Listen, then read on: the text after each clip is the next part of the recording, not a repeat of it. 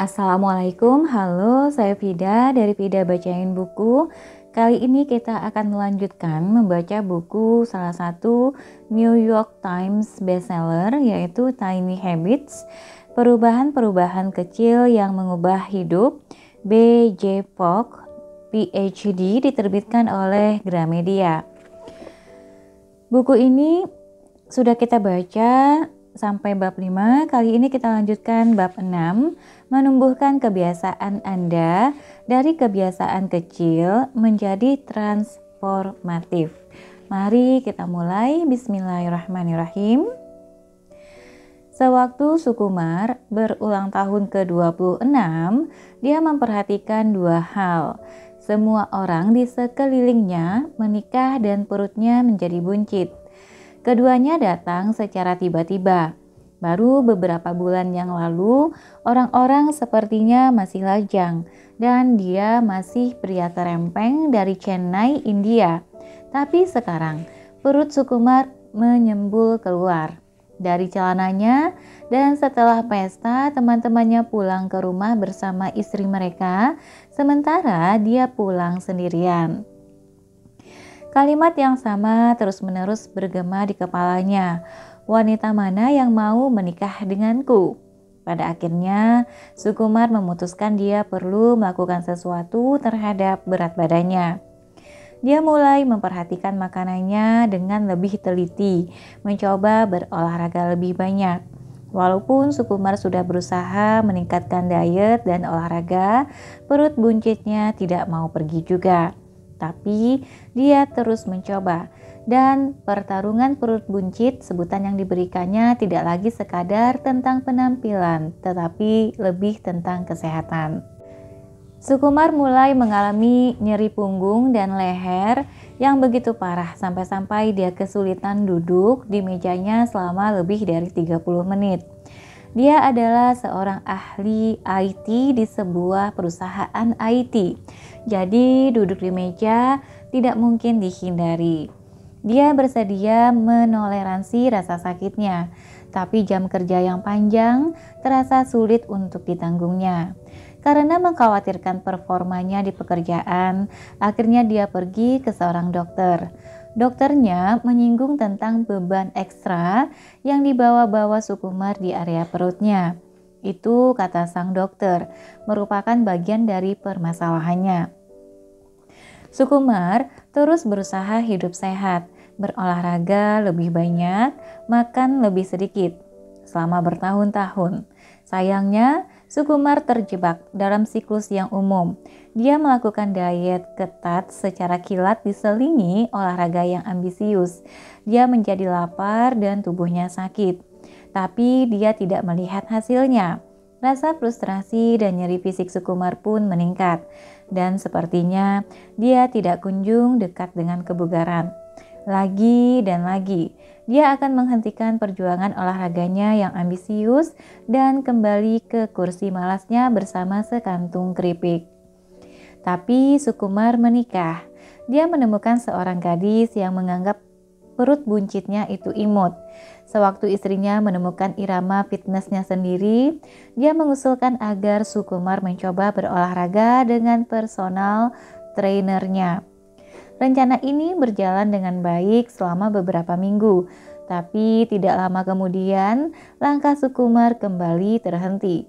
Pekerjaan menjadi lebih sibuk dari biasanya dan mengambil waktu 1 jam dari harinya membuat Sukumar stres. Dia berkata kepada dirinya sendiri, "Itulah masalahku, tidak punya waktu." Lingkaran setan upaya fitness dan alasan-alasan ini lebih dari sekadar membuatnya frustrasi, tetapi juga memancing kegelisahan. Sukumar mengalami kesulitan tidur dan berkonsentrasi, tapi dia merasa tak berdaya untuk melakukan apapun tentang hal tersebut.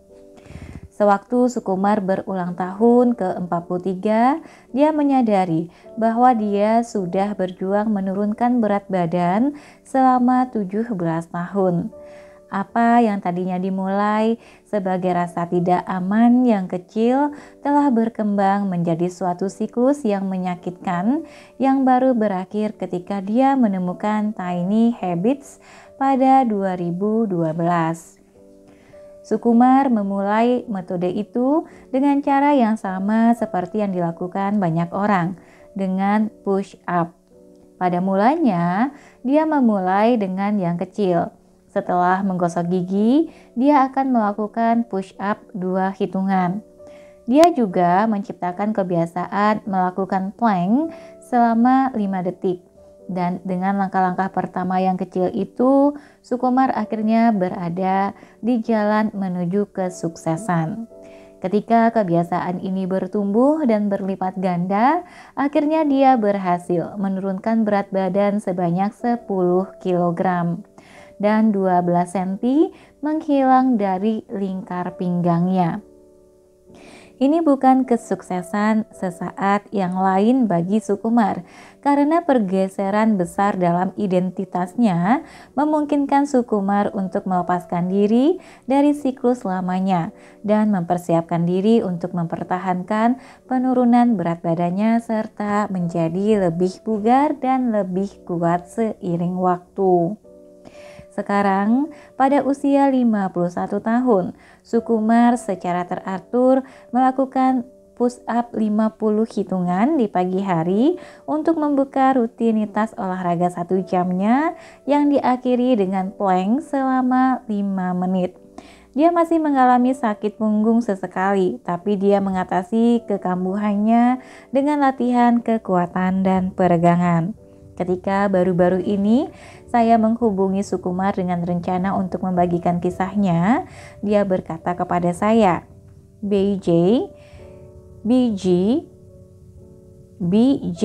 saya sudah mentransformasi diri saya sendiri. Dalam buku ini saya sudah membagikan kisah-kisah nyata dari orang-orang yang sudah bergerak dari yang kecil menjadi transformatif. Dalam setiap kasus, kita sudah melihat satu aspek kunci dari perjalanan desain perilaku mereka. Entah itu mencocokkan motivasi, meningkatkan kemampuan, mendesain dorongan, atau menerima perayaan. Saya sudah menuntun Anda melalui proses mendesain berbagai kebiasaan baru, dan saya sudah memperkenalkan beberapa keterampilan penting yang bisa menjadikan Anda ninja kebiasaan sejati. Akan tetapi, bagaimana caranya Anda bisa berkembang dari melakukan push up 2 hitungan menjadi push up 50 hitungan? Bagaimana caranya Anda bisa memenangkan pertarungan perut buncit untuk seterusnya? Bagaimana caranya Anda bisa mengikuti lari 10K yang sudah bertahun-tahun Anda impikan itu? Bagaimana caranya Anda akhirnya bisa menabung cukup banyak uang untuk membiayai semua tagihan Anda kalau ada situasi darurat? Bagaimana caranya Anda memulai bisnis yang sudah Anda bicarakan selama berbulan-bulan itu? Bagaimana caranya Anda bisa menurunkan kadar kolesterol Anda dan mempertahankannya di sana? Saya bisa menjawab semua pertanyaan ini dengan kabar baik. Saat Anda menerapkan metode Tiny Habits secara konsisten, berbagai kebiasaan Anda akan meningkat secara alami. Bab ini akan menjelaskan bagaimana kebiasaan bertumbuh dan berlipat ganda. Saya juga akan memberikan kerangka kerja yang akan membantu Anda mengenali keterampilan perubahan yang Anda miliki dan bagaimana caranya melakukan pemecahan masalah terhadap berbagai kebiasaan yang melenceng. Semua ini akan membantu Anda melihat dengan jelas jalan Anda sendiri dari kecil menuju transformatif. Mari kita mulai dengan mengingat kembali kiasan yang saya gunakan di bab 1. Menumbuhkan kebiasaan baik maupun buruk sangat mirip dengan merawat tanaman. Anggap saja seperti ini. Anda bisa berdiri di teras belakang rumah Anda dan berharap halaman Anda yang gersang itu entah bagaimana menjadi indah. Minggu demi minggu berlalu dan rumput-rumput liar pun mulai tumbuh. Anda mencabut beberapa di sana-sini, tapi ini menjadi melelahkan, jadi Anda pun berhenti. Tapi Anda terus berharap yang tumbuh adalah tanaman-tanaman indah. Pendekatan yang jauh lebih baik adalah dengan mendesain taman berbagai kebiasaan yang Anda inginkan.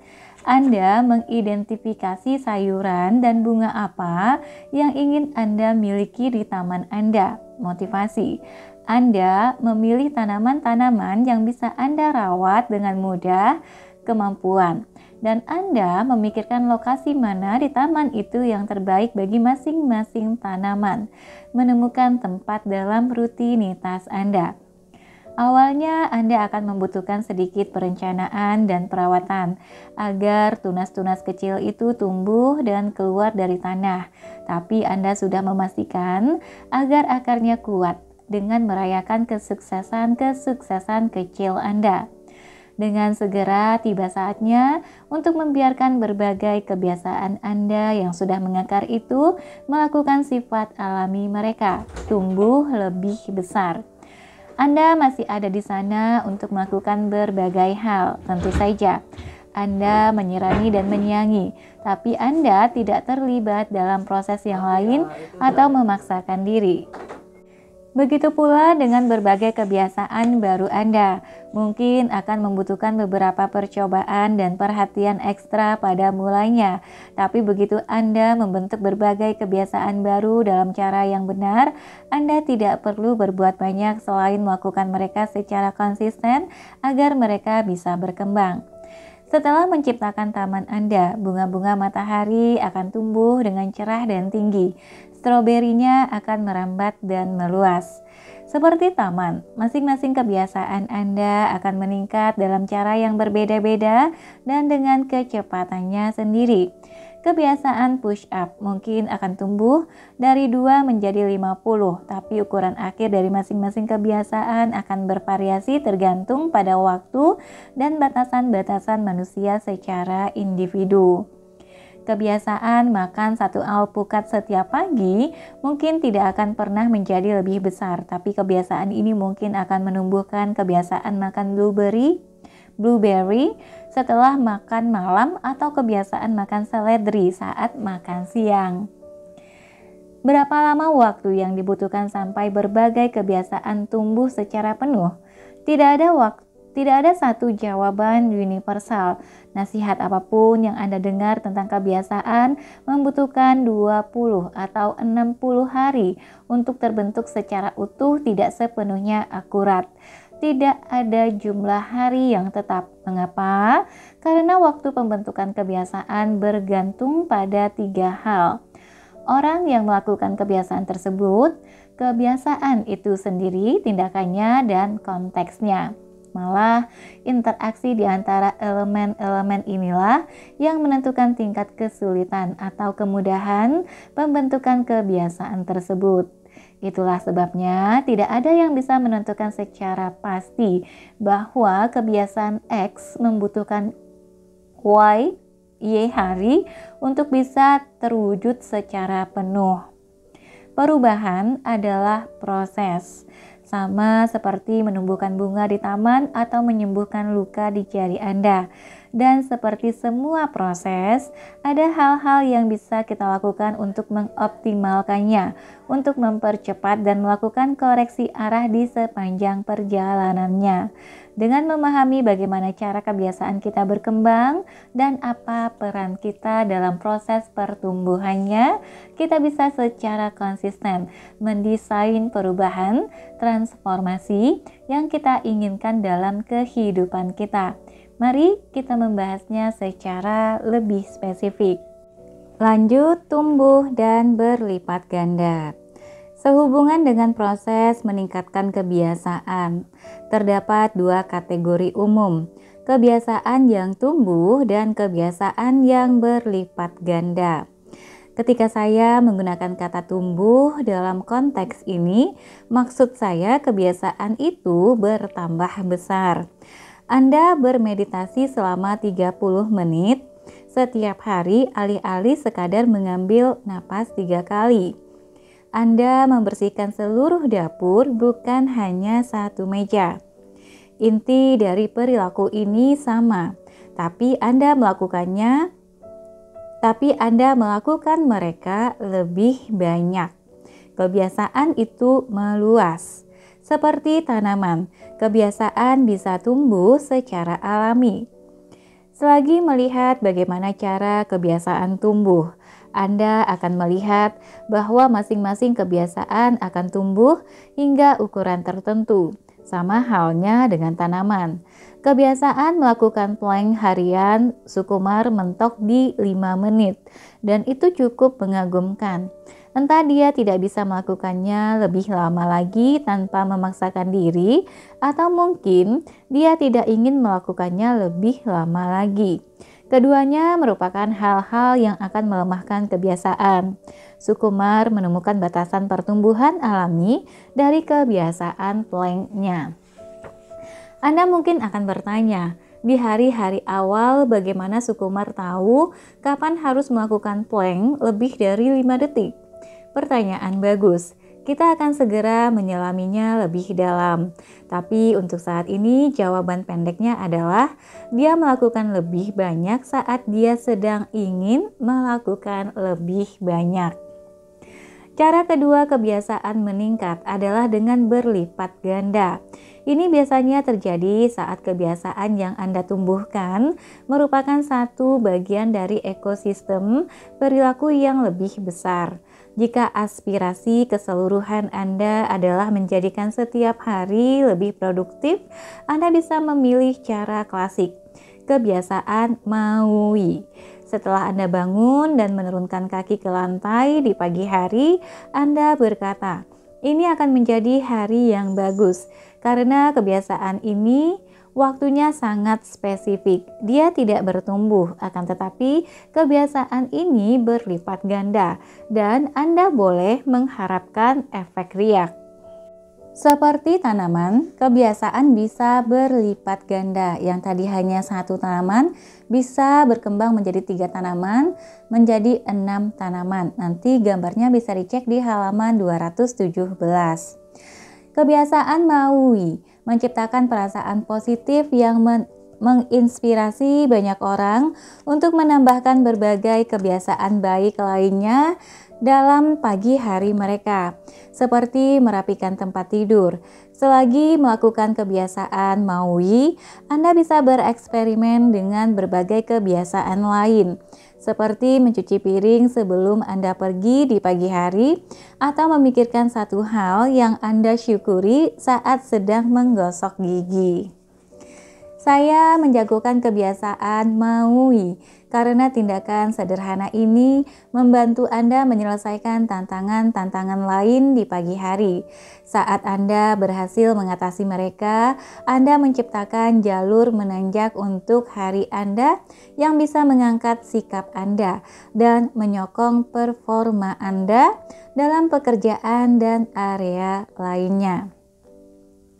Sementara orang-orang melaporkan efek riak yang positif dari kebiasaan Maui, yang terlihat jelas adalah bahwa kebiasaan Maui tidak tumbuh, melainkan berlipat ganda ibarat sebutir biji bunga yang terbawa angin. Kemudian tanaman-tanaman indah tertanam di tempat-tempat lain. Kebiasaan Maui dan perubahan-perubahan kecil semacam itu bisa diciptakan dengan mudah dan mereka bertambah banyak secara alami sampai hari Anda bertransformasi dan Anda tidak kesulitan bangun dari tempat tidur. Memulai proses desain kebiasaan Anda dengan aspirasi yang jelas akan membawa Anda secara alami kepada perpaduan kebiasaan yang tumbuh dan kebiasaan yang berlipat ganda khusus milik Anda sendiri. Jika salah satu aspirasi besar Anda adalah mengikuti lari maraton, kemungkinan besar Anda akan mendesain setidaknya satu kebiasaan yang berhubungan dengan berjalan atau berlari. Itu adalah kebiasaan yang tumbuh. Pada akhirnya, Anda akan bergerak semakin jauh dan semakin cepat. Pada saat yang sama, mungkin Anda akan menciptakan beberapa kebiasaan yang berlipat ganda seperti minum air lebih banyak dan menambahkan sayuran segar dalam makanan Anda. Berbagai kebiasaan itu bisa berlipat ganda secara alami dan membawa Anda kepada berbagai kebiasaan lain yang berhubungan dengan nutrisi. Semua ini akan mendekatkan Anda kepada aspirasi Anda mengikuti lari maraton. Lanjut, dinamika pertumbuhan. Ketika pertama kali menggunakan metode Tiny Habits, saya melihat berbagai kebiasaan saya tumbuh dan seluruh landscape kehidupan saya pun berubah. Tetapi setelah saya membagikan metode ini dengan orang-orang lain, barulah saya menyadari bahwa efek meningkat dari Tiny Habits bersifat universal.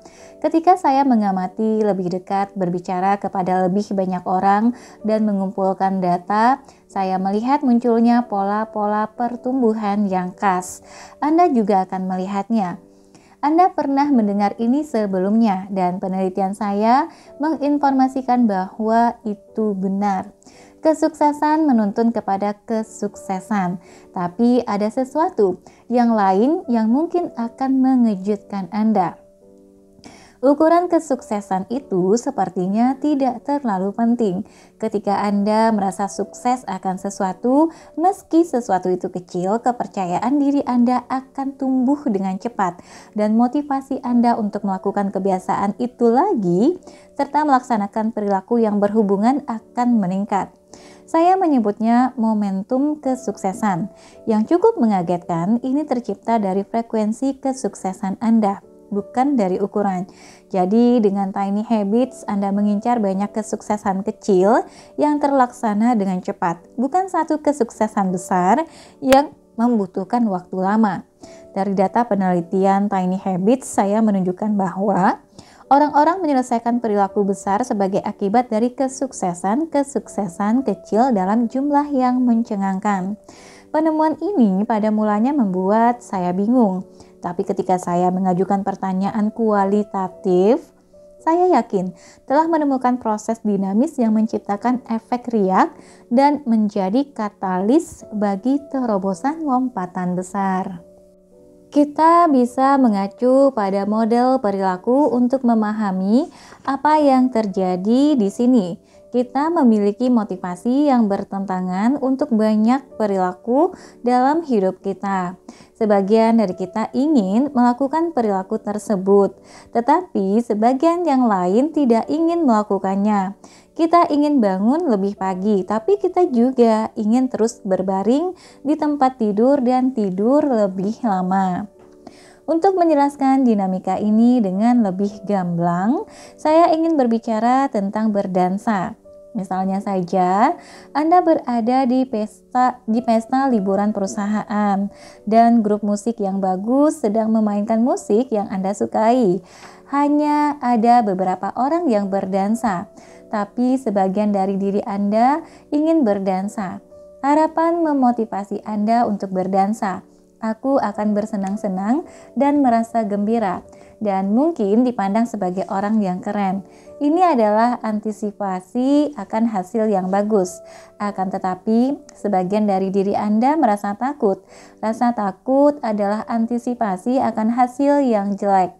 Anda mungkin berpikir, kalau aku berdansa, mungkin aku akan kelihatan bodoh dan kehilangan kredibilitasku di antara rekan-rekan. Sang bos mungkin akan melihat betapa cerobohnya aku dan berpikir 2 kali sebelum mempromosikanku. Harapan dan rasa takut adalah faktor-faktor yang saling dorong, dan penjumlahan dari kedua faktor itu adalah tingkat motivasi Anda secara keseluruhan. Jika Anda bisa menyingkirkan faktor rasa takut, harapan akan mendominasi dan tingkat motivasi keseluruhan Anda akan menjadi lebih tinggi, yang mungkin akan menaikkan Anda ke atas garis tindakan, dan Anda pun melakukan perilaku tersebut. Ada beberapa cara untuk melemahkan atau menyingkirkan demotivator rasa takut itu. Satu pendekatan umum untuk meredam kegelisahan dalam situasi sosial adalah dengan minum alkohol. Dalam kasus ini, rasa takut normal yang Anda rasakan mungkin akan berkurang atau menghilang, dan harapan untuk bersenang-senang dan kelihatan normal akan muncul dan membawa berdansa di depan umum ke atas garis tindakan. Oh ya, tapi ini bukan pendekatan yang bijaksana untuk pesta perusahaan. Ada cara-cara lain untuk mengatasi rasa takut berdansa. Anda bisa meremangkan lampu di lantai dansa. Anda bisa memulai dansa berkelompok dengan langkah-langkah sederhana yang akan membuat semua orang kelihatan mahir. Anda bisa menyemangati banyak orang lain untuk berdansa duluan. Pada konferensi yang saya atur untuk para profesional dalam bidang kesejahteraan diri, saya membagikan kacamata hitam agar orang-orang bersedia berdansa. Cara itu berhasil dan itu lebih sehat serta lebih pantas ketimbang alkohol. Semua pendekatan itu menurunkan rasa takut untuk berdansa di depan umum dan memungkinkan tingkat motivasi keseluruhan untuk naik. Cara lain untuk membawa berdansa di depan umum ke atas garis tindakan adalah dengan menambahkan motivator. Kadang-kadang ini adalah pendekatan yang baik, tapi seringkali Anda menambahkan stres serta ketegangan dalam hidup orang-orang karena faktor-faktor motivasi saling berdesakan dengan semakin kuat. Misalnya, tidak ada yang berdansa dan sang bos besar yang membayar mahal untuk musik itu naik ke panggung dan mengumumkan bahwa kalau Anda semua tidak berdansa, kalian tidak akan mendapatkan bonus akhir tahun. Jadi Anda berdansa, tapi rasanya menegangkan. Misalnya, teman-teman Anda ada di lantai dansa dan Anda berdiri sendirian di samping meja minuman. Tiba-tiba teman-teman Anda mulai menyerukan nama Anda sambil memberi isyarat agar Anda turun ke lantai dasar. Anda menggeleng, lalu semua orang di ruangan itu menyerukan nama Anda. Ini jelas akan menambah motivasi untuk melakukan perilaku tersebut. Tapi yang memotivasi Anda bukanlah harapan, melainkan tekanan sosial. Meski rasa takut Anda besar, faktor motivasi ke atas begitu kuat sehingga Anda terdorong ke atas garis tindakan. Itu berarti Anda turun ke lantai dansa dan pura-pura bersenang-senang karena tekanan sosial. Sebuah motivator yang kuat menguasai rasa takut Anda, demotivator. Pesta perusahaan ini menunjukkan bagaimana motivator-motivator yang saling bertentangan berfungsi untuk perilaku satu kali. Dinamika yang sama, faktor-faktor yang saling mendesak satu sama lain berlaku bagi kebiasaan sehari-hari dan perubahan jangka panjang. Satu kunci untuk mendesain perubahan jangka panjang adalah dengan mengurangi atau menyingkirkan demotivator. Ini memungkinkan motivator alami, seringkali ini adalah harapan untuk berkembang yang pada akhirnya dapat mempertahankan perilaku baru ini waktu. Misalnya bos Anda mengundang Anda untuk memimpin rapat tim harian setiap pagi. Sebagian dari diri Anda ingin melakukannya, berharap ini akan memajukan karir Anda, tapi sebagian dari diri Anda takut mengambil tugas ini. Bos Anda tahu Anda agak enggan melakukannya, dan dia belum membaca buku ini, jadi dia menambahkan insentif. Kalau kau memimpin rapat satu kali saja, aku akan mengajak semua orang makan siang. Jadi, Anda pun memimpin rapat itu. Pertama kalinya orang melakukan suatu perilaku adalah momen penting dalam pembentukan kebiasaan. Jika Anda merasa gagal memimpin rapat itu, faktor rasa takut Anda akan semakin kuat, menurunkan tingkat motivasi keseluruhan Anda sehingga kemungkinan besar Anda tidak akan ingin memimpin rapat di masa yang akan datang. Tapi kisah Anda berbeda. Anda memimpin rapat itu dengan sangat bagus. Anda menyelesaikan banyak hal dan rekan-rekan Anda memuji gaya Anda. Disinilah perasaan sukses memainkan peran yang sangat kuat. Jika Anda merasa sukses memimpin rapat itu, rasa takut yang merupakan demotivator akan melemah atau mungkin menghilang sepenuhnya. Tingkat motivasi keseluruhan Anda akan meningkat. Sekarang, setelah Anda secara konsisten berada di atas garis tindakan, Anda berkata "iya" terhadap kebiasaan baru Anda yang luar biasa untuk memimpin lebih banyak rapat. Tapi itu belum semuanya. Ketika suatu demotivator sirna, Anda membuka pintu menuju perilaku yang lebih besar dan lebih sulit. Garis tindakan di model perilaku saya menunjukkan bahwa Anda bisa melakukan perilaku yang lebih sulit ketika tingkat motivasi Anda meningkat. Jika Anda membasmi rasa takut memimpin rapat, kemungkinan besar Anda akan berkata "iya" saat bos Anda mengundang Anda untuk memimpin rapat-rapat untuk seluruh perusahaan, yang merupakan perilaku yang lebih sulit karena membutuhkan lebih banyak waktu, energi, dan pemikiran. Tapi sekarang harapan Anda meningkat. Alhasil, Anda memimpin rapat-rapat besar dan karir Anda menanjak. Sekarang saya mengerti mengapa data Tiny Habits saya menunjukkan begitu banyak terobosan. Saat orang merasa sukses, bahkan dengan hal-hal kecil, tingkat motivasi keseluruhan mereka naik secara dramatis. Dan dengan tingkat motivasi keseluruhan yang lebih tinggi, orang bisa melakukan perilaku yang lebih sulit. Beginilah caranya kesuksesan kecil bisa mengubah pola pikir Anda di tempat kerja, di kantor, bahkan di dalam kepala Anda sendiri. Hal penting yang perlu diingat, mulailah dari tempat yang Anda inginkan di jalan Anda menuju perubahan. Izinkan diri Anda sendiri merasa sukses, kemudian percayailah prosesnya. Tapi ada lagi yang ingin saya bagikan kepada Anda supaya Anda bisa menjadi ninja kebiasaan. Seseorang yang memahami cara untuk berubah. Saya ingin Anda mampu membayangkan aspirasi apapun dan mencapainya secara konsisten serta penuh keyakinan. Alih-alih menebak-nebak atau terganggu oleh jalan-jalan buntu, Anda akan mengetahui apa tepatnya yang harus dilakukan. Untuk menjadi ninja kebiasaan, Anda melakukan sesuatu yang familiar. Anda mempelajari berbagai keterampilan. Lanjut, keterampilan perubahan. Banyak orang percaya membentuk berbagai kebiasaan baik dan mentransformasi kehidupan Anda adalah proses yang misterius atau ajaib. Tidak demikian. Seperti yang sekarang Anda ketahui, perubahan memiliki sistem. Dan di balik sistem itu terdapat satu set keterampilan. Saya menemukan bahwa perubahan adalah suatu keterampilan seperti semua keterampilan yang lain. Ini berarti Anda tidak akan bisa sempurna sejak awal, tapi Anda akan semakin ahli dengan banyak latihan. Dan begitu Anda memiliki keterampilan ini, Anda bisa menggunakan mereka dalam segala macam situasi.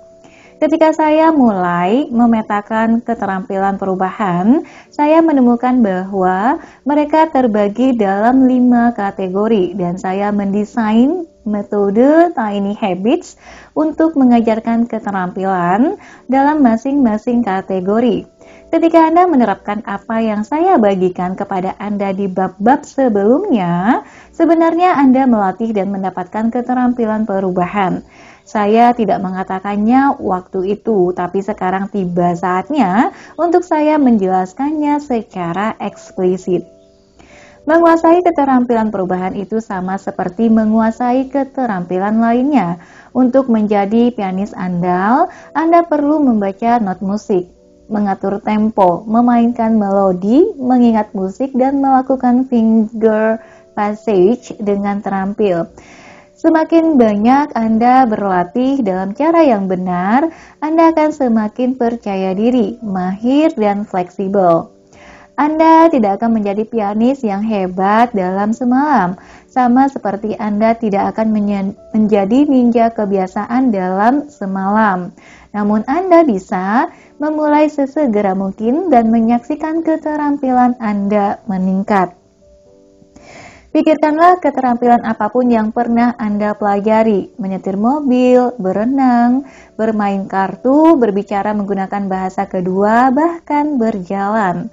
Anda tidak sempurna di awal dan Anda tidak mengharapkannya. Apa yang terasa sulit atau menakutkan pada permulaan, seperti masuk ke jalan raya yang ramai, akhirnya menjadi biasa dan mudah. Begitulah cara keterampilan bekerja, dan begitulah cara yang benar untuk berpikir tentang perubahan perilaku. Mempelajari keterampilan perubahan akan membantu Anda mengenali dan mempraktikkan mereka secara aktif. Anda tidak perlu menguasai semua keterampilan untuk menjadi cakap dalam mengubah hidup Anda. Namun, semakin banyak keterampilan yang Anda kuasai, Anda semakin mudah dan semakin cepat Anda bisa mengubah aspirasi apapun menjadi kenyataan. Set keterampilan 1, merakit kebiasaan. Behavior crafting adalah nama yang agak aneh tapi cocok. Keterampilan behavior crafting mengacu pada memilih dan menyesuaikan berbagai kebiasaan yang Anda inginkan dalam kehidupan Anda. Dalam bab-bab sebelumnya, Anda sudah berurusan dengan behavior crafting. Walaupun saya tidak menggunakan istilah itu, Anda sudah mempelajari caranya. Mengidentifikasi banyak pilihan perilaku di bab 2, mencocokkan diri Anda sendiri dengan perilaku yang akan menuntun Anda kepada aspirasi Anda, masih bab 2, menjadikan perilaku lebih mudah dilakukan, bab 3. Saya harap Anda bisa melihat sejauh apa Anda sudah melangkah. Sekarang saya ingin membagikan keterampilan baru yang secara langsung akan membantu Anda bergerak dari kecil menjadi transformatif. Mengetahui berapa banyak kebiasaan baru yang bisa dilakukan sekaligus dan kapan menambahkan lebih banyak.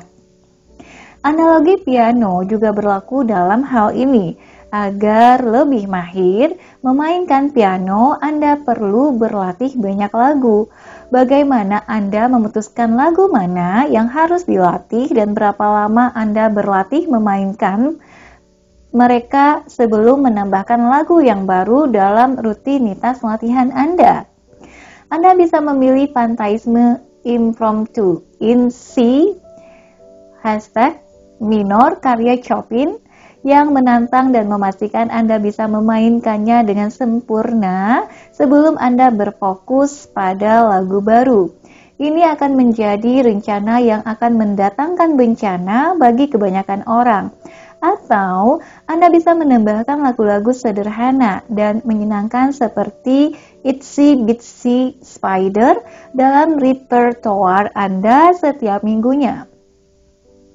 Atau Anda bisa melakukan sesuatu di tengah-tengahnya. Menentukan pilihan ini pada dasarnya adalah suatu keterampilan. Keterampilan memilih yang hampir sama berlaku untuk berbagai kebiasaan Anda di masa yang akan datang. Mengetahui berapa banyak kebiasaan baru untuk dilakukan secara sekaligus dan kapan untuk menambahkan lebih banyak adalah keterampilan yang Anda bangun sebagian besar dengan terjun secara langsung, mencoba berbagai hal dan mempelajari apa yang efektif bagi Anda. Ini adalah beberapa pedoman untuk behavior crafting. Berfokuslah pada hal yang menarik bagi Anda. Beberapa orang senang menumpuk banyak kebiasaan kecil yang mudah. Orang lain suka menaklukkan berbagai kebiasaan yang lebih sedikit. Orang lain suka menaklukkan berbagai kebiasaan yang sedikit lebih menantang. Ada yang kelihatannya paling menarik dan seru bagi Anda. Apa yang kelihatannya paling menarik dan seru bagi Anda? Itulah yang seharusnya Anda lakukan. Jika Anda merasa bimbang, inilah yang bisa Anda coba. Mulailah dengan 3 kebiasaan yang sangat mudah. Itulah yang mula-mula dilakukan sebagian besar habiter. lalu menambahkan 3 kebiasaan baru setiap bulannya. Lalu, terimalah variasi.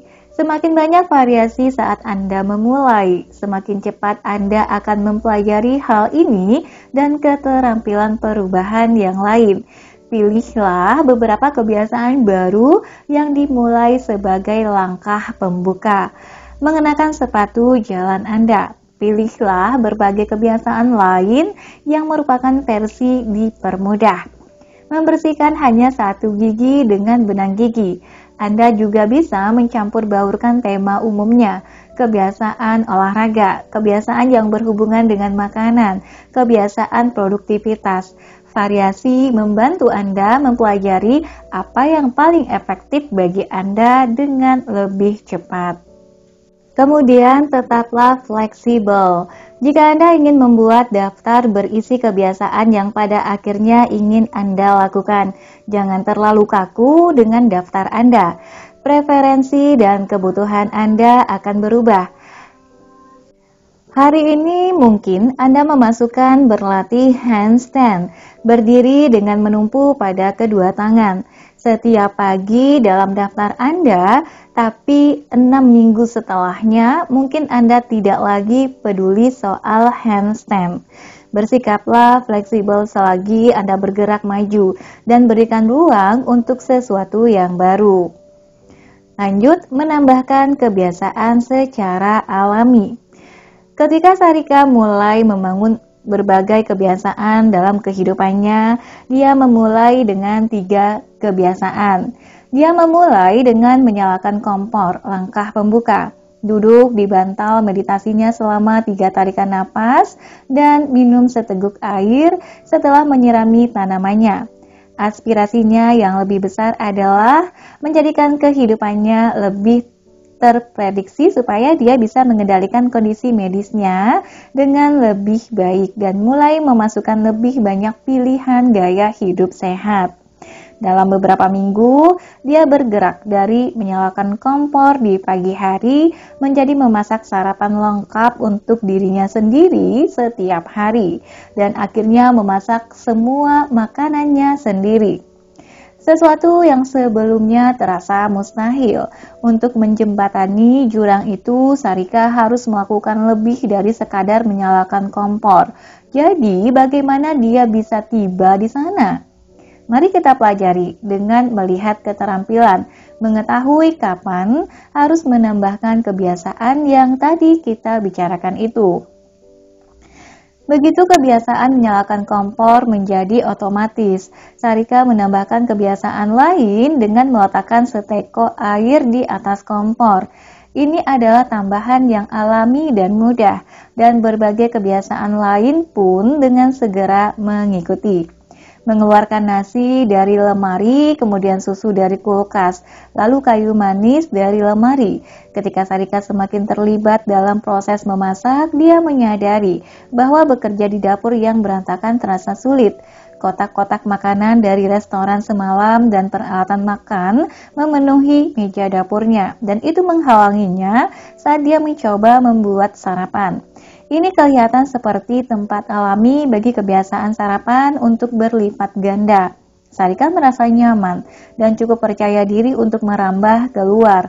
Langkah berikutnya adalah menambahkan kebiasaan malam membersihkan meja yang paling dekat dengan kompornya, agar dia punya tempat untuk memasak di pagi hari.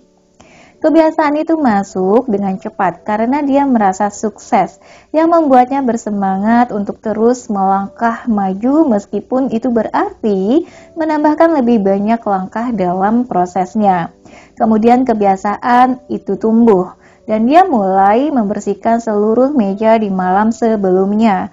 Kemudian dia mulai membersihkan bak cuci piring dan mencuci semua piring kotor karena terbangun di pagi hari dan masuk dalam dapur yang bersih terasa begitu menyenangkan.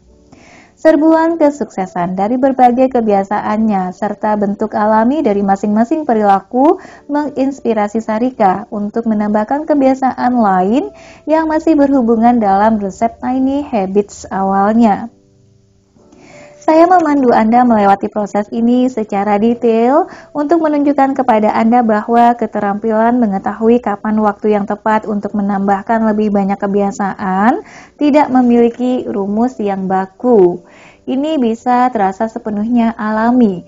Ini bukan sesuatu yang perlu terlalu Anda khawatirkan. Mulailah dengan berbagai macam kebiasaan. Saya menyarankan 3 dan perhatikanlah apa yang terjadi. Anda akan mengetahui kalau Anda melakukan hal yang benar jika Anda merasa optimistis dan melihat pergerakan maju. Sarika berkata bahwa pengalaman itu seperti berenang mengikuti arus air. Setelah bertahun-tahun terbangun di pagi hari dan masuk ke dapur yang berantakan, tidak sarapan, dan mulai hari dengan perasaan kecewa. Dia tidak percaya melihat betapa mudahnya proses tersebut. Dia bilang seolah ada sesuatu yang mengangkat dan mendorongnya. Jadi yang perlu dia lakukan hanyalah terus melakukan apa yang ingin dia lakukan. Set keterampilan 2. Wawasan diri. Hal selanjutnya adalah memahami preferensi, kekuatan, dan aspirasi Anda. Dalam bab-bab sebelumnya, kita sudah mendiskusikan keterampilan sehubungan dengan wawasan diri, self-insight berikut ini. Perjelas aspirasi atau hasil yang Anda inginkan. Pahami apa yang memotivasi Anda, maksudnya, ketahuilah perbedaan antara apa yang benar-benar Anda inginkan dengan apa yang Anda pikir seharusnya Anda lakukan. Inilah keterampilan berikutnya yang akan membawa Anda dari kecil menuju transformatif. Keterampilan mengenali kebiasaan baru mana yang akan memiliki makna bagi Anda. 2 kata terakhir itu, bagi Anda, penting karena berbagai kebiasaan mana yang signifikan berbeda-beda untuk masing-masing orang. Yang perlu Anda capai adalah menciptakan berbagai kebiasaan baru yang dimulai dari ukuran kecil tetapi besar maknanya. Ini adalah beberapa pedoman untuk memprediksi apakah kebiasaan baru akan bermakna bagi Anda. Kebiasaan baru itu mengafirmasi sebagian dari identitas yang ingin Anda tumbuhkan. Jika Anda ingin menjadi seseorang yang penyayang dan apresiatif, kebiasaan mengucapkan terima kasih setelah suami Anda membuatkan makan malam memiliki makna yang mendalam dan kemungkinan besar akan mendorong Anda menuju transformasi. Kebiasaan baru itu membantu Anda mencapai aspirasi penting. Jika garis dari kebiasaan baru menuju aspirasi Anda terlihat dengan jelas, kebiasaan Anda akan bermakna. Kebiasaan mengenakan sepatu lari mungkin kelihatan kecil dan sepele, tapi jika aspirasi Anda adalah mengikuti lari 5K, kebiasaan itu jelas-jelas tidak sepele. Kebiasaan baru itu memiliki dampak besar, meskipun berupa kebiasaan kecil.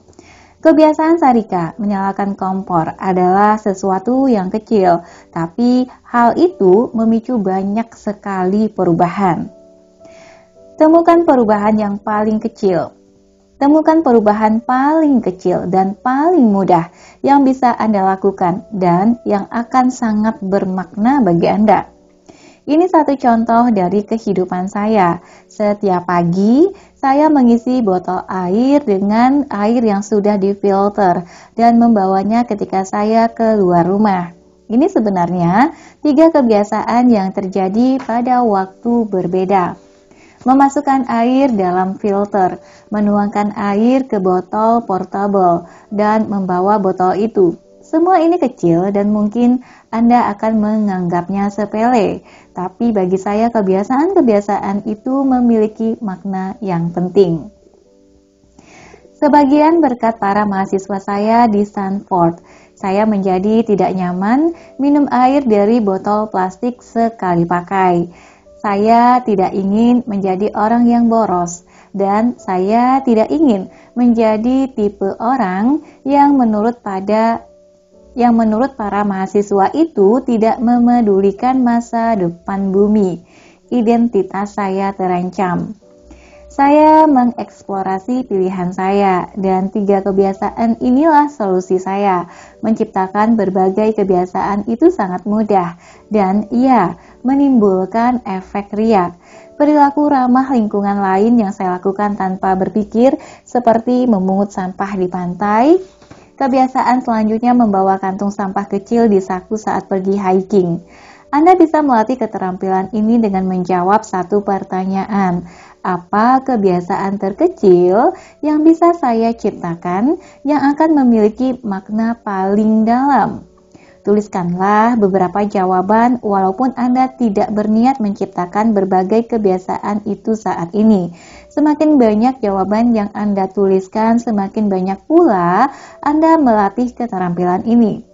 Menjadi mahir dalam keterampilan ini membantu Anda mencocokkan diri Anda sendiri dengan berbagai kebiasaan yang bisa Anda ciptakan dan mempertahankan dengan mudah.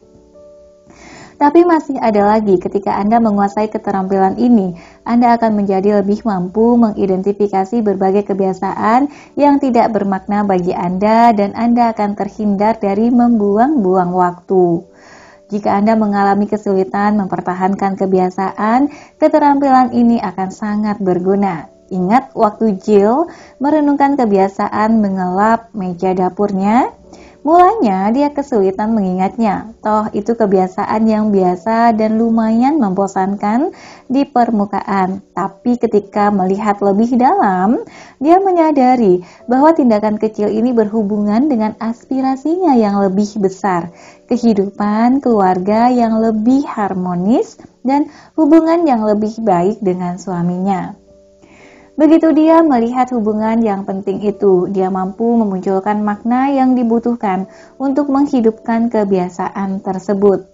Dia menggunakan keterampilan mengetahui kebiasaan mana yang akan memiliki makna baginya. Keterampilan ini bisa menjadi keterampilan yang sangat penting bagi berbagai kebiasaan yang mengandalkan motivasi yang tak menentu, yang berada di antara aku ingin melakukannya dan aku harus melakukannya. Kadang-kadang, Anda bisa menggeser suatu perilaku lebih dekat ke arah ingin melakukannya dengan menemukan maknanya. Mungkin Anda berpikir, aku harus menumbuhkan kebiasaan makan sayur setiap kali aku makan, tapi aku tidak terlalu suka sayur dan aku tidak tahu cara memasaknya supaya rasanya enak. Halo, penolakan.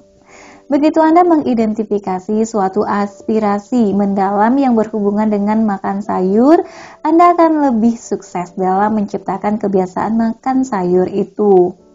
Bila ada banyak makna tersembunyi yang akan Anda temukan, mungkin Anda seorang kakek atau nenek yang ingin menjadi cukup bugar dan sehat agar bisa menyaksikan cucu-cucu Anda tumbuh besar.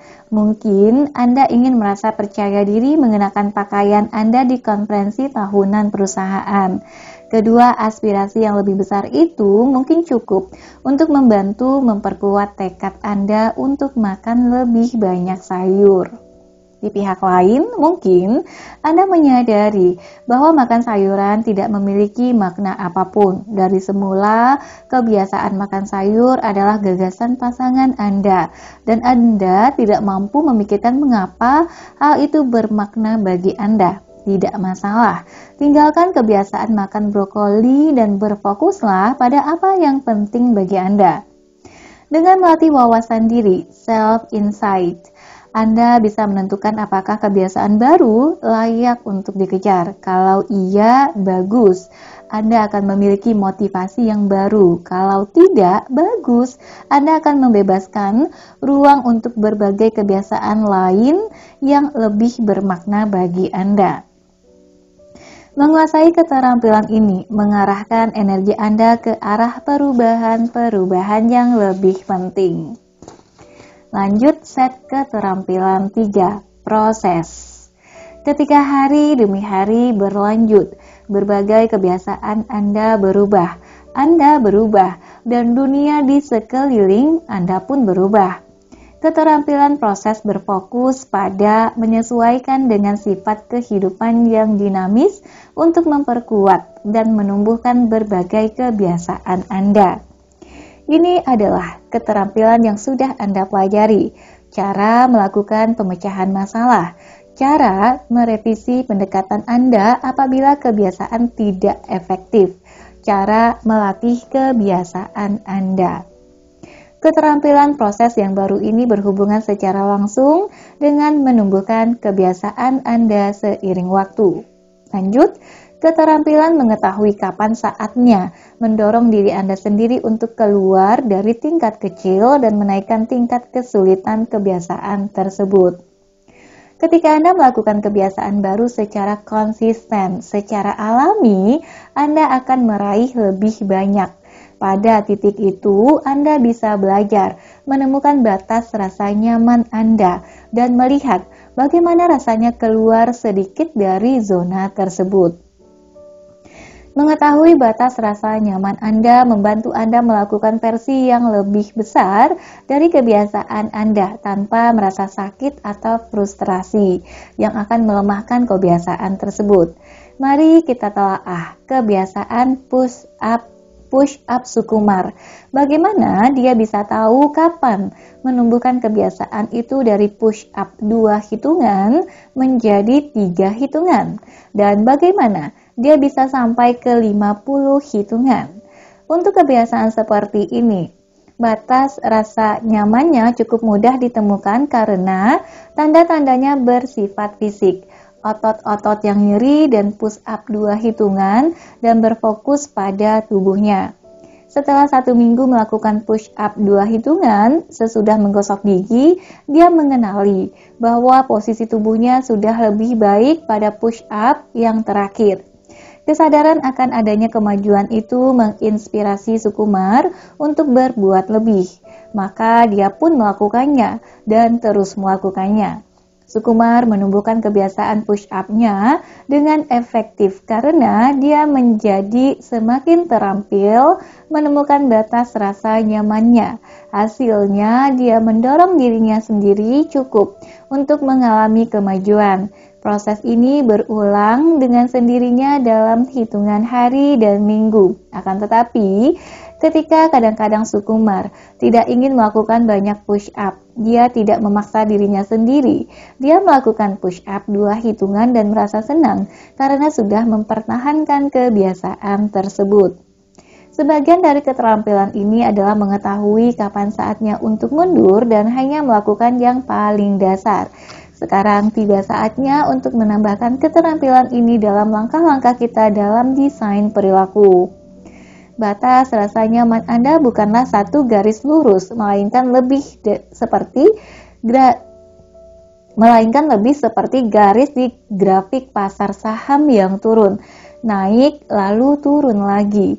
Jika Anda terus melakukan kebiasaan Anda seiring waktu, Anda akan menggeser batas rasa nyaman Anda secara permanen. Tapi Anda tidak perlu terlalu memikirkannya. Berfokuslah pada menemukan tepian kenyamanan Anda pada momen itu supaya Anda bisa menentukan pilihan yang paling cermat. Ini adalah pedoman untuk mengetahui cara menyesuaikan tingkat kesulitan kebiasaan Anda. Sebelum kita masuk ke pedoman, di buku ini diingatkan lagi tentang langkah-langkah dalam desain perilaku. Langkah 1, perjelas aspirasi. Langkah 2, eksplorasi pilihan perilaku. Langkah 3, cocokkan dengan perilaku spesifik. Langkah 4, mulailah dengan sesuatu yang kecil. Langkah 5, temukan dorongan yang bagus. Langkah 6, rayakan kesuksesan. Langkah 7, lakukan pemecahan masalah. Ulangi dan perluas. Lanjut, ini adalah pedoman untuk mengetahui cara menyesuaikan tingkat kesulitan kebiasaan Anda. Jangan paksakan diri Anda sendiri untuk melakukan lebih dari versi terkecil dari kebiasaan Anda.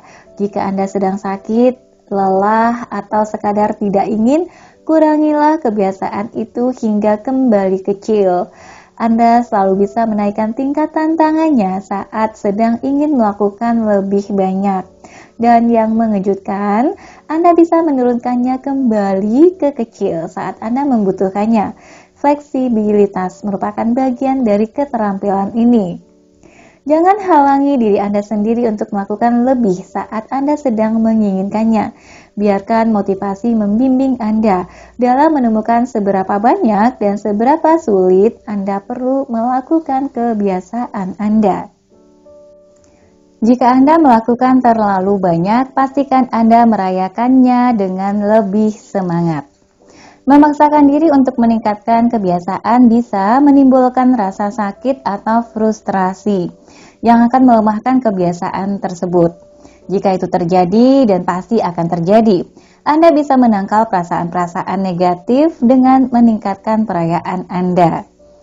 Gunakanlah tanda-tanda emosional untuk membantu Anda menemukan batas Anda. Rasa frustrasi, sakit, dan terutama menghindar merupakan tanda-tanda bahwa ada yang salah dengan kebiasaan Anda. Mungkin Anda menaikkan tingkat kesulitannya terlalu banyak atau terlalu cepat. Sebaliknya, jika Anda menjadi bosan dengan kebiasaan Anda, mungkin Anda perlu meningkatkan kesulitannya. Set keterampilan 4. Konteks. Konteks berkaitan dengan apa yang mengelilingi kita. Saya menggunakan konteks dan lingkungan sebagai sinonim. Tidak ada orang yang hidup di tempat yang hampa kebiasaan. Lingkungan kita yang termasuk orang-orang memengaruhi perilaku sehari-hari kita lebih dari yang kita sadari atau yang tersedia atau yang bersedia kita akui. Karena sebagian besar kebiasaan kita merupakan produk dari lingkungan kita, menguasai keterampilan konteks dengan baik sangatlah penting agar kita bisa menciptakan perubahan dan mempertahankannya. Kita sudah menyinggung sebagian keterampilan konteks ini dalam bab-bab sebelumnya, terutama berhubungan dengan peralatan dan sumber daya. Dalam bab 3, kita berjumpa dengan Molly yang berusaha makan sehat, tetapi kesulitan menyusun rencana agar dia bisa mengambil pilihan sehat di hari kerja. Dengan terampil, Molly merekrut suaminya sebagai sumber daya dan menemukan perkakas dapur agar kebiasaannya berpeluang lebih besar untuk sukses. Dengan mengenali peluang-peluang yang tersedia baginya dan mengimplementasikan strategi kontekstual ini, dia bisa sukses lebih cepat dengan kebiasaan makannya. Saya ingin menggali lebih dalam keterampilan konteks ini yang saya deskripsikan sebagai keterampilan mendesain ulang lingkungan Anda untuk menjadikan berbagai kebiasaan lebih mudah dilakukan. Keterampilan ini sangat penting bagi perubahan yang langgeng.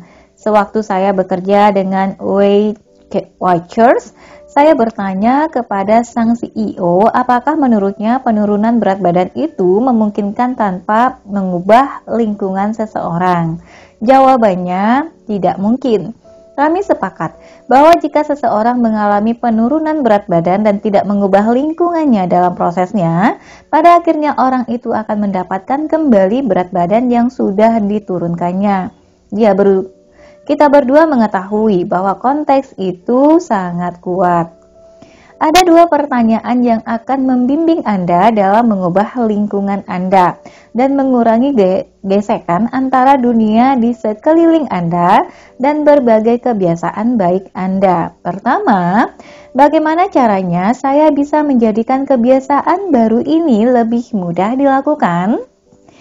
Ini sedikit variasi dari apa yang sudah kita bahas di bab 3, tetapi di sini saya ingin Anda berfokus pada apa yang ada di sekeliling kebiasaan Anda, alih-alih mengurangi kebiasaan itu untuk menjadikannya lebih mudah. Sewaktu pertama kali memutuskan untuk serius membersihkan gigi dengan benang gigi, saya melihat ke sekeliling kamar mandi. Biasanya saya menyimpan benang gigi itu dalam lemari di balik cermin. Saya berpikir, bagaimana caranya aku bisa menjadikan kebiasaan ini lebih mudah? Jawabannya cukup jelas. Saya mengeluarkan benang gigi itu dari dalam lemari dan meletakkannya di samping sikat gigi saya di meja. Itu akan menjadi rumah barunya. Tindakan satu kali ini berperan sangat besar dalam menjadikan membersihkan gigi dengan benang gigi sebagai kebiasaan yang solid. Misalnya saja sudah 1 minggu Anda melakukan kebiasaan baru makan irisan mentimun sepulang kerja. Dulu Anda langsung mengambil keripik jagung, jadi Anda berharap makan beberapa iris mentimun akan menahan rasa lapar Anda sampai jam makan malam. Beberapa hari pertama kebiasaan ini berjalan dengan baik, tapi kemudian Anda mulai melewatkannya sesekali dan mengambil keripik jagung yang terletak tepat di meja dapur. Oke, saatnya melakukan pemecahan masalah dan mengajukan pertanyaan berikutnya. Apa yang menjadikan kebiasaan baru ini sulit dilakukan? Kemudian Anda menyadari ada satu hari di mana Anda melewatkannya karena Anda tidak menemukan mentimun dalam kulkas. Anda mencari-cari selama 15 atau 20 detik, mengumpat pelan karena tidak ada yang pernah membersihkan kulkas selain Anda. Mentimun itu tidak ada. Alasan yang Anda butuhkan untuk mengambil keripik. Anda sedang lelah dan tidak berminat mencuci atau memotong jadi keripik lagi. Sekarang Anda punya beberapa petunjuk penting untuk mendesain ulang kebiasaan. Buatlah kebiasaan baru mencuci dan memotong mentimun malam sebelumnya. Kebiasaan yang berlanjut. Beritahu semua orang agar tidak menyentuh mentimun Anda. Tindakan satu kali. Pastikan kulkas cukup rapi supaya Anda bisa langsung menemukan mentimun Anda. Kebiasaan sekali seminggu. Dengan membuat kebiasaan Anda berlapis menggunakan desain ulang lingkungan, Anda akan mengurangi gesekan dan membebaskan kebiasaan Anda untuk naik ke atas garis tindakan. Tepuk tangan untuk mentimun yang sudah dicuci dan dipotong. Beberapa tindakan mendesain ulang lingkungan ini hanya perlu dilakukan satu kali, memberitahu keluarga Anda agar tidak menyentuh mentimun dan memindahkan benang gigi ke meja. Dalam mengejar satu kebiasaan, mungkin Anda terinspirasi untuk menciptakan berbagai kebiasaan lain yang berkenaan dengan lingkungan Anda. Ingat Sarika, sewaktu dia memperhatikan bahwa meja dapurnya yang berantakan menghalangi kebiasaannya membuat sarapan. Dia mengenali kecacatan desain itu dan mengatasinya dengan kebiasaan lain, membersihkan pada malam sebelumnya. Anda akan semakin ahli menemukan cara-cara untuk mendesain ulang lingkungan Anda demi mendukung berbagai kebiasaan baik Anda. Begitu Anda mulai memandang dunia dengan cara ini, Anda akan melihat bagaimana gangguan-gangguan sepele bisa menghalangi berbagai kebiasaan Anda. Ketika dengan sadar dan penuh pemikiran, Anda mendesain lingkungan Anda untuk mengakomodasi berbagai kebiasaan baru, Anda menjadikan seluruh kehidupan Anda lebih mudah. Ini adalah pedoman lain untuk mendesain ulang lingkungan Anda. Saat Anda mendesain berbagai kebiasaan baru, investasikanlah waktu untuk mendesain ulang lingkungan Anda agar mereka lebih mudah dilakukan. Ketika mulai melakukan kebiasaan baru, buatlah penyesuaian lingkungan sambil jalan, mendesain ulang sesuai kebutuhan untuk menjadikan kebiasaan Anda lebih mudah dilakukan. Pertanyakanlah tradisi, siapa yang bilang Anda harus meletakkan vitamin di dapur atau membersihkan gigi dengan benang gigi di kamar mandi? Mungkin vitamin Anda perlu diletakkan di samping komputer, atau mungkin membersihkan gigi dengan benang gigi paling efektif dilakukan jika Anda menyimpan benang gigi itu di samping remote TV. Anda adalah ninja kebiasaan, bukan seorang peniru. Temukan yang paling efektif bagi Anda. Berinvestasilah dalam perlengkapan yang Anda butuhkan. Misalnya saja, Anda ingin bersepeda sejauh 11 km ke sekolah, bahkan dalam cuaca hujan ataupun dingin sekalipun. Desainlah agar demotivator ini tersingkir dengan membeli apa yang Anda butuhkan, sehingga bersepeda di tengah cuaca hujan dan dingin terasa lebih nyaman. Sejauh ini, saya berfokus pada sistem dan prinsip. Dalam buku ini, saya membagikan proses, bukan meresepkan berbagai kebiasaan spesifik untuk hasil spesifik. Akan tetapi, sekarang saya ingin pindah gigi dan membagikan teknik untuk membantu Anda mengonsumsi makanan yang lebih sehat. Karena saya menduga sebagian orang yang membaca buku ini ingin menurunkan berat badan dan mempertahankannya. Atau ada orang tercinta yang ingin melakukannya. Saya ingin membagikan solusi penurunan berat badan terbaik saya sejak 10 tahun terakhir. Saya menyebutnya kulkas super. Penurunan berat badan terjadi sebagian besar dengan mengubah cara makan kita. Walaupun olahraga bermanfaat dalam banyak hal, itu bukanlah kunci dari penurunan berat badan. Memfokuskan waktu dan energi Anda pada nutrisi akan membawa perbedaan besar, tapi makan lebih baik dengan mengandalkan tekad adalah pendekatan yang buruk. Kita sudah tahu alasannya, terlalu banyak faktor motivasi yang saling berlawanan, menjadikannya nyaris mustahil untuk tetap berada di jalur setelah beberapa lama. Sayangnya, lingkungan makanan di dunia zaman sekarang bertentangan dengan aspirasi kita untuk makan dengan lebih baik. Kita memiliki sedikit sekali pilihan yang bagus di tempat kerja, saat bepergian, dan saat makan di luar. Begitu banyak faktor yang melawan kita. Itulah kenyataannya. Sekarang saya akan menyatakan pendapat saya. Satu cara praktis untuk mengubah cara makan Anda adalah dengan mendesain ulang lingkungan makanan Anda, terutama kulkas Anda di rumah. Dan saya mengubah banyak kebiasaan bersama-sama, tapi kulkas super mungkin merupakan pergeseran terbaik dalam rumah kami sejauh ini. Sebagian berkat mendesain ulang kulkas, masing-masing dari kami menurunkan berat badan lebih dari 15% berat badan kami. Dan kami mempertahankan berat badan ideal kami selama bertahun-tahun, dan seluruh prosesnya bahkan mempertahankan berat badan terasa mudah. Beginilah gambaran hidup dengan kulkas super. Ketika membuka kulkas kami, saya melihat banyak wadah kaca berisi makanan yang siap dimakan. Brokoli ada di satu wadah, sudah dicuci dan dipotong. Begitu pula dengan kembang kol, seledri, paprika, dan bawang bombay. Ada sebuah wadah berisi quinoa yang sudah dimasak. Saya melihat buah-buahan segar dan telur rebus siap untuk camilan kilat. Kami punya yogurt polos, berbagai macam kraut, dan saus seperti monster. Saya rasa Anda bisa membayangkannya. Pemandangan dalam kulkas super kami tampak indah, tapi bukan itu intinya. Kami mendesainnya supaya kami bisa melihat banyak pilihan makanan sehat dengan segera. Kami bisa makan apapun di dalam kulkas itu sebanyak yang kami mau, kapanpun kami mau. Tapi kami tidak memasukkan apapun yang bertentangan dengan rencana makan kami dalam kulkas.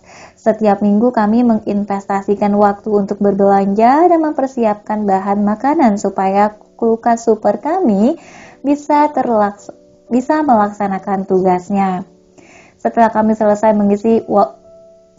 selesai mengisi ulang kulkas super kami setiap hari Minggu, saya mengambil waktu sejenak untuk mengaguminya karena kulkas itu kelihatan seperti foto di majalah Real Simple, indah. Langkah berikutnya mungkin sedikit lebih sulit karena Anda tidak ingin merusak keindahan itu, tapi bagian ini adalah kuncinya. Dalam minggu itu, Anda perlu mengonsumsi semua makanan cantik yang sudah Anda siapkan itu. Jangan biarkan satu pun terbuang sia-sia. Kosongkan setiap wadah kalau Anda bisa. Walaupun mengisi ulang kulkas super setiap minggu membutuhkan waktu dan upaya, investasi itu terbayar dengan cepat. Jika saya membutuhkan makan siang kilat, saya mengeluarkan beberapa wadah dan selesai. Persiapan makan malam hanya membutuhkan waktu beberapa menit. Kapanpun saya ingin mengemil, bahkan di tengah malam, saya membuka kulkas super dan mengambil apapun yang saya inginkan. Masih lapar? Saya kembali ke kulkas super dan mencari sesuatu yang lain untuk dimakan. Semuanya makanan sehat, tidak ada makan berlebihan dan tidak membutuhkan tekad. Kulkas super berujung pada penurunan berat badan, tidur yang lebih baik, dan energi yang lebih baik. Awal dari perjalanan kulkas super kami tidaklah sempurna, jauh dari sempurna. Tapi kami belajar bagaimana caranya menjadikan kulkas itu sebagai sahabat terbaik dan sekutu kami dalam perjalanan kami untuk makan yang sehat. Mendesain ulang lingkungan Anda bisa menyenangkan dan berbagai keuntungannya muncul dengan segera. Seiring waktu, Anda akan menggunakan keterampilan ini tanpa perlu banyak pikir. Pada akhirnya, Anda akan masuk ke kamar hotel dan jika kamar itu tidak ditata untuk mendukung berbagai kebiasaan baik Anda akan mengambil waktu beberapa menit untuk menyesuaikannya dan voila, tempat itu sudah tertata untuk mendukung makan, tidur, merawat diri dengan lebih baik dan untuk meraih aspirasi Anda. Lanjut, set keterampilan 5, pola pikir. Kategori kelima dan terakhir berfokus pada apa yang saya sebut keterampilan pola pikir. Keterampilan ini menyangkut pendekatan serta sikap Anda terhadap perubahan dan juga persepsi serta interpretasi Anda tentang dunia di sekeliling Anda. Ternyata Anda sudah mempelajari beberapa keterampilan pola pikir yang penting. Mendekati perubahan dengan sikap terbuka, fleksibel, dan ingin tahu. Mampu menurunkan ekspektasi Anda. Merasa senang atas kesuksesan Anda, tidak peduli sekecil apapun itu, dengan merayakan, bersabar, dan mempercayai proses perubahan.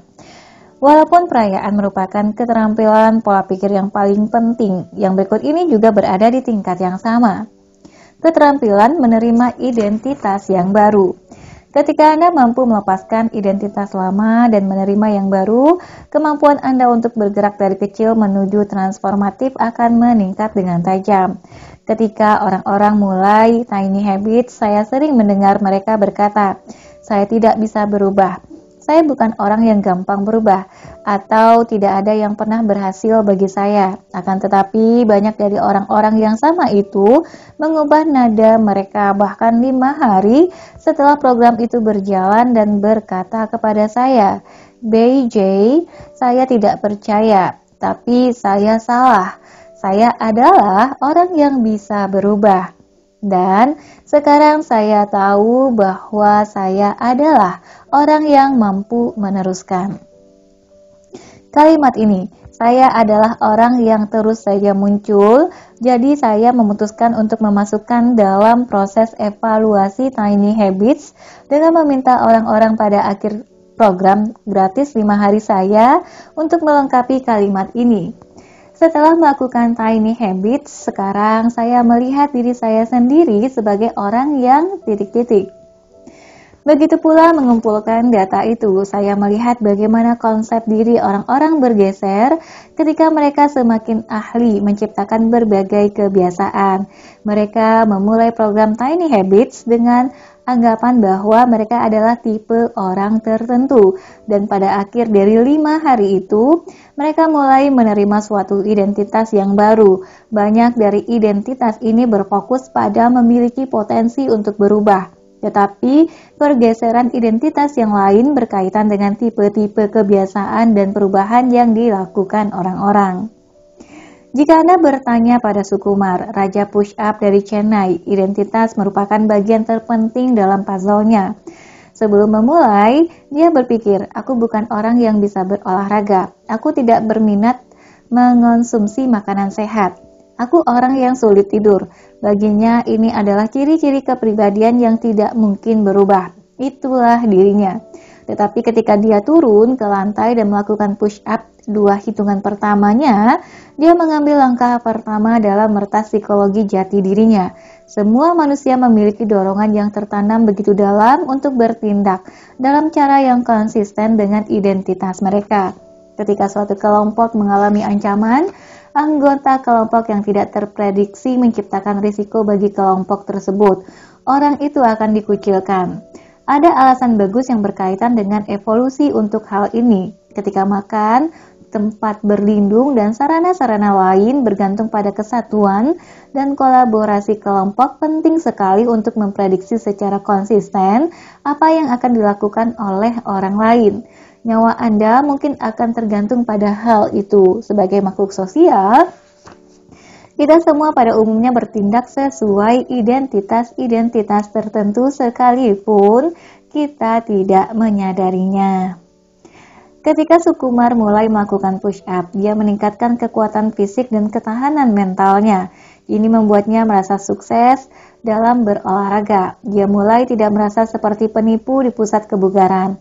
Sebelumnya, mencoba berbagai macam peralatan olahraga membuatnya merasa tidak nyaman dan dia terus-menerus mempertanyakan dirinya sendiri. Apakah dia cukup kuat untuk menggunakan mesin bench press? Apakah dia merasa malu kalau dia hanya sanggup melakukan beberapa repetisi?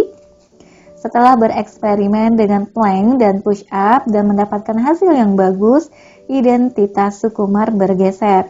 Sekarang dia mengerti bagaimana cara kerja pembentukan kekuatan dan tahu bahwa dia mampu melakukannya.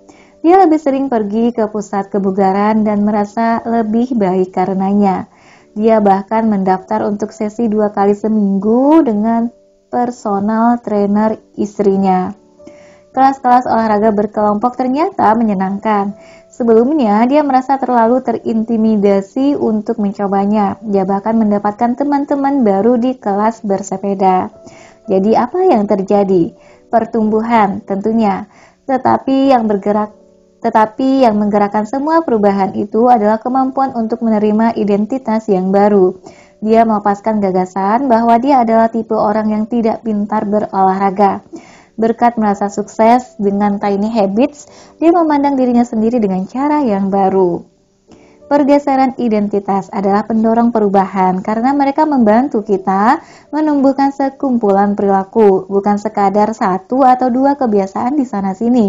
Ini penting karena sebagian besar aspirasi membutuhkan lebih dari 1 tipe perubahan kebiasaan. Serangkaian kebiasaan barulah yang akan membawa Anda ke tempat yang Anda inginkan, terutama dalam area kebugaran, tidur, dan stres. Tipe orang yang sering mengunjungi McDonald's dan tipe orang yang berbelanja di toko makanan sehat memperlihatkan perilaku makan yang sama sekali berbeda. Jika Anda mulai makan seperti seseorang yang pergi ke toko makanan sehat, otak Anda mulai menuntun Anda ke arah identitas yang sejalan. Dan menambahkan biji labu dalam selada Anda tidak lagi terdengar sinting, malah alami. Menggeser identitas membantu Anda mempertimbangkan berbagai kebiasaan baru lain yang mungkin tidak pernah terpikirkan oleh Anda, tetapi yang akan membawa Anda semakin dekat dengan aspirasi Anda. Kesuksesan menerima pergeseran identitas di satu area seringkali memicu perubahan di area-area lain. Kesuksesan awal Sukumar dalam berolahraga membuatnya berani menentang gagasan bahwa dia bukan orang yang bisa makan dengan sehat, dan dia mulai mendesain kebiasaan makan yang lebih sesuai dengan orang sehat yang berusaha dicapainya itu. Dia mengurangi porsi makan dan membuat perubahan kecil seperti mengganti nasi putih dengan nasi coklat. Ini juga menjadi identitas yang bergeser. Semakin sehat makanannya, semakin besar keinginan untuk makan dengan sehat. Dulu dia pasti akan berkata dia suka makanan manis, tapi setelah beberapa bulan, dalam perjalanan tiny habits-nya, itu tidak lagi benar. Bagian yang luar biasa dalam hal ini adalah Sukumar tidak langsung menyingkirkan gula. Tidak lagi menyukai makanan manis merupakan efek riak dari perubahan-perubahan lain yang sengaja dilakukannya. Sukumar menyerang monster gulanya dari belakang. Dulu dia juga berpikir dia tidak tahu caranya berpakaian, tapi kemudian dia menyadari berbelanja tanpa perut buncit menjadi pengalaman yang lebih menyenangkan dan menginspirasi. Ketika sekarang menatap cermin, dia merasa keren. Sukumar mempertanyakan gagasan-gagasan negatifnya tentang diri sendiri yang dulu kelihatan begitu solid. Identitas-identitas yang sudah membuatnya menderita dan frustrasi. Kalau dia bisa mengubah bagian-bagian itu dari dirinya sendiri, bagian-bagian yang terasa sekeras batu, dia berpikir bahwa dia bisa mengubah apapun yang diinginkannya. Perasaan memiliki kekuatan dan optimisme ini adalah transformasi yang sesungguhnya bagi Sukumar. Dia menjadi lebih percaya diri dalam semua area kehidupannya. Dan dia meninggalkan perusahaan tempatnya bekerja selama 19 tahun untuk memulai bisnisnya sendiri yang menggunakan Tiny Habits sebagai komponen kunci yang membuka jalan menuju transformasi di dalam organisasi-organisasi besar. Oke, mari kita masuk ke inti dari membangun keterampilan menerima identitas yang sangat penting itu. Selesaikanlah kalimat saya orang yang ... dengan identitas atau identitas-identitas yang ingin Anda miliki. Pergilah ke acara yang mengumpulkan orang, produk, dan jasa yang berhubungan dengan identitas Anda yang mulai muncul itu. Sewaktu saya memutuskan saya ingin mendalami makanan fermentasi, saya pergi ke festival fermentasi setempat. Saya bertemu dengan para peminat yang lebih berpengalaman dari saya. Saya belajar tentang produk baru. Saya menghadiri workshop di mana seorang ahli menunjukkan kepada kami cara membuat sauerkraut. Saya membeli perlengkapan untuk memfermentasi makanan. Saya pulang dengan identitas yang jauh lebih kuat untuk menjadi jenis orang yang makan bahkan membuat makanan fermentasi. Pelajarilah istilah-istilahnya, ketahuilah siapa pakarnya, tontonlah film-film yang berhubungan dengan area perubahan yang Anda minati. Ketika saya belajar berselancar, saya mempelajari beragam istilah yang mendeskripsikan ombak dan mulai menggunakannya. Saya memperhatikan acara selancar besar dan menonton banyak video dari orang-orang paling ahli dalam olahraga tersebut. Saya belajar memahami pasang surutnya air laut dan mengidentifikasi penanda setempat yang menunjukkan apakah air laut sedang pasang atau surut. Ada formasi vulkanis di Laut Maui yang disebut naga oleh orang setempat. Anda bisa mengetahui pasang surutnya air dengan melihat sang naga. Kalau lehernya kelihatan berarti sedang surut. Kalau hanya kepalanya yang muncul berarti sedang pasang. Mengenakan kaos adalah cara yang umum untuk mengumumkan identitas Anda. Nike membagikan kaos bertuliskan runner. Saya mengenakan kaos bergambar papan selancar atau yang menampilkan adegan berselancar. Karena saya berselancar lebih dari 100 kali dalam setahun, saya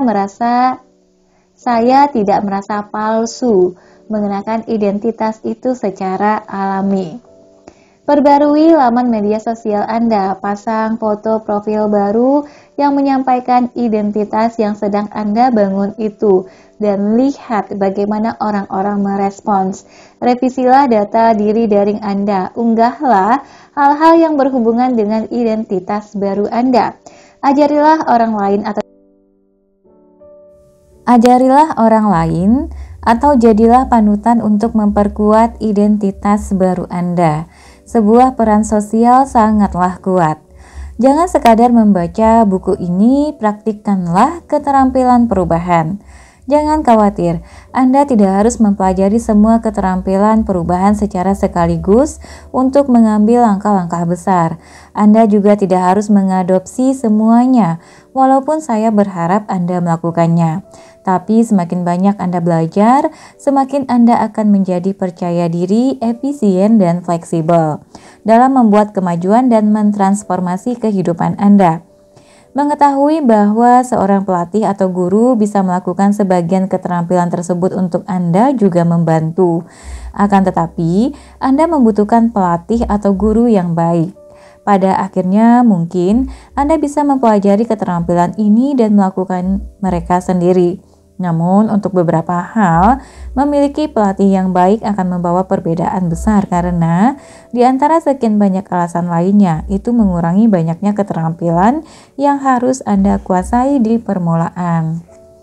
Membaca kisah dan pedoman tentang perubahan adalah hal yang bagus, tapi jangan berhenti di sana. Anda tidak belajar berdansa dengan membaca tentang dansa. Anda tidak belajar menyetir mobil dengan mempelajari buku manual. Saya senang sekali Anda membaca buku saya, tapi tolong terapkan juga pengetahuan yang saya berikan dalam kehidupan sehari-hari Anda.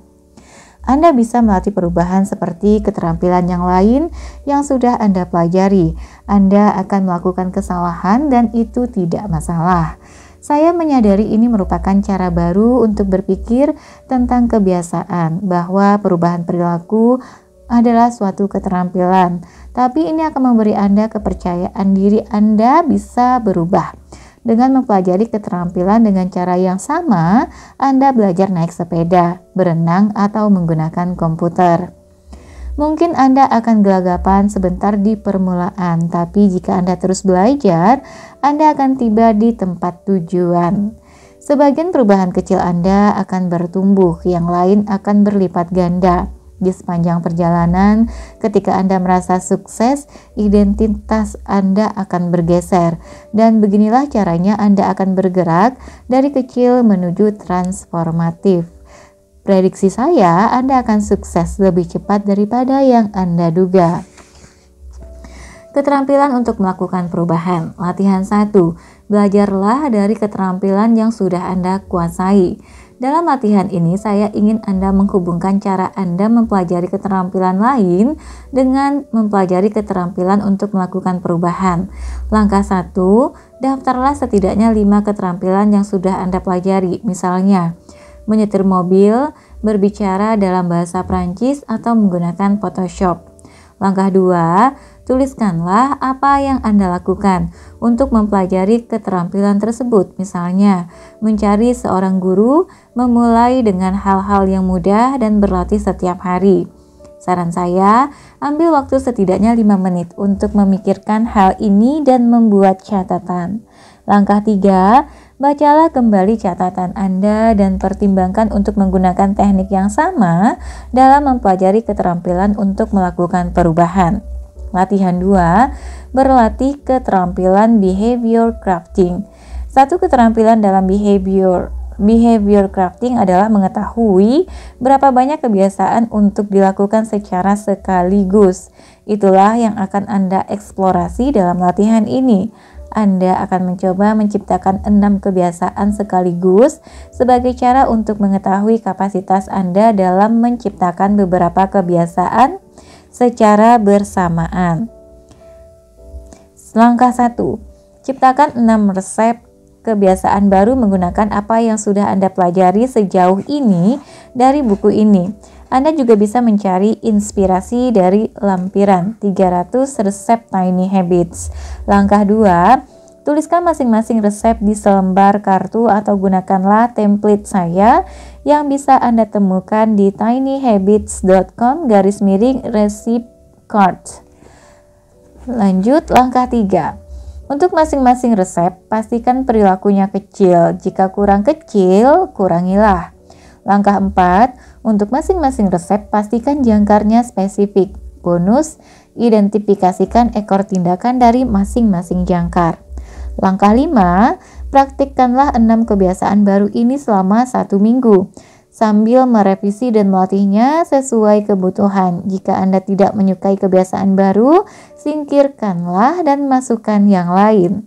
Langkah 6, setelah 1 minggu, renungkanlah apa yang Anda pelajari tentang diri Anda sendiri dan metode Tiny Habits. Ketika Anda melangkah maju, pertahankanlah sebagai kebiasaan baru yang paling Anda sukai dan biarkan yang lain memudar. Agar berhasil dengan baik dalam latihan ini, Anda perlu mendesain ulang lingkungan Anda dan berlatih, yang merupakan fokus dari 2 latihan berikutnya. Latihan 3, berlatih keterampilan konteks. Dalam latihan ini, Anda akan melatih keterampilan konteks mendesain ulang lingkungan Anda untuk mendukung perubahan yang Anda inginkan dalam kehidupan Anda. Langkah 1, lihatlah semua resep kebiasaan baru dari latihan behavior crafting. Langkah 2, untuk masing-masing kebiasaan, temukan berbagai cara untuk mendesain ulang lingkungan Anda, sehingga masing-masing kebiasaan tersebut lebih mudah dilakukan. Latihan 4, berlatih keterampilan proses. 1. Keterampilan proses yang penting adalah melatih berbagai kebiasaan baru Anda dan merayakannya setiap kali. Ini adalah latihan untuk melakukannya. Langkah 1, lihatlah ke-6 resep yang Anda buat untuk Tiny Habits. Langkah 2, untuk masing-masing resep, lakukanlah perilaku jangkar dan kebiasaan baru tersebut. Langkah 3, rayakanlah ketika Anda melakukan kebiasaan baru itu atau langsung setelahnya. Langkah 4, ulangi urutan perilaku ini sebanyak 7 hingga 10 kali. Langkah 5, cobalah untuk tidak merasa terlalu canggung saat melakukan latihan kebiasaan tersebut. Ingatlah bahwa performa unggul dalam olahraga, presentasi bisnis, dan banyak hal lain berasal dari latihan. Dan dengan cara itulah Anda akan bisa menunjukkan performa yang unggul dalam perubahan perilaku. Latihan 5, berlatih keterampilan pola pikir. 1. Keterampilan pola pikir yang penting adalah tidak merasa canggung hanya melakukan perilaku kecil, membersihkan hanya 1 gigi dengan benang gigi atau melakukan hanya push up. 2 hitungan itu bukan masalah. Ini latihan yang akan membantu Anda merasa nyaman dengan konsep ini. Langkah 1, pilihlah kebiasaan baru apapun yang Anda lakukan secara teratur. Kalau Anda belum punya, pilihlah membersihkan gigi dengan benang gigi. Langkah 2, saat Anda melakukan kebiasaan baru itu kali berikutnya, sengaja lakukanlah versi terkecilnya. Tolaklah godaan untuk melakukan lebih. Langkah 3, selamatilah diri Anda sendiri karena sudah sengaja melakukan yang kecil dan menerimanya. Langkah 4, ulangi latihan ini setidaknya selama 3 hari untuk membentuk pola pikir bahwa perubahan terkecil sekalipun adalah sesuatu yang baik. Anda ingin merasa senang melakukan kebiasaan dalam ukuran kecil, karena dengan cara itulah Anda akan berhasil melakukan berbagai kebiasaan secara konsisten. Latihan 6, berlatih keterampilan wawasan diri. 1. Keterampilan wawasan diri yang penting adalah menemukan perubahan terkecil dalam hidup Anda yang akan memberikan makna besar. Saya yakin latihan ini adalah yang tersulit dan itulah sebabnya saya menyimpannya hingga akhir. Langkah 1, buatlah daftar berisi area kehidupan mana saja yang benar-benar bermakna bagi Anda. Misalnya menjadi ibu yang baik atau menunjukkan belas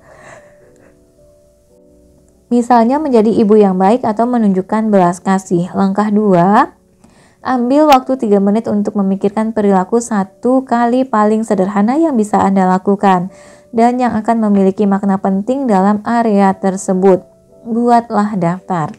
Langkah 3, ulangi langkah 2, tapi kali ini pikirkanlah berbagai kebiasaan baru paling kecil yang memiliki makna terbesar bagi Anda dalam area tersebut. Buatlah daftar. Poin tambahan, putuskanlah hal-hal apa dari langkah 2 dan 3 yang ingin Anda terapkan. Oke teman-teman, sampai di sini dulu untuk bab 6. Nanti kita akan lanjut lagi baca bab 7, menguraikan kebiasaan buruk, sebuah solusi sistematis. Terima kasih teman-teman sudah mendengarkan sampai akhir. Semoga yang dibacakan bermanfaat dan bisa kita praktekkan sedikit demi sedikit bersama-sama. Terima kasih juga untuk teman-teman yang sudah membantu membangun channel ini sehingga terus berkembang sampai saat ini. Dan mudah-mudahan memberikan sebanyak-banyaknya manfaat untuk kita, keluarga kita, bahkan anak cucu kita kelak. Amin. Sampai jumpa. Assalamualaikum warahmatullahi wabarakatuh.